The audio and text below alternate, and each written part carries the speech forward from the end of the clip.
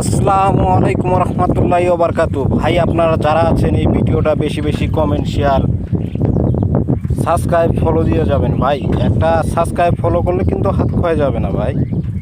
দেখেন ভাই, আমাদের এই তিস্তা নদীর পাড়ে এবং গ্রাম অঞ্চলে এবার বাদাম খেতে অসংখ্য পানি লাগতেছে, যা এক মাসে কোনো বৃষ্টি ঝড় তুফান কিচ্ছু হচ্ছে না।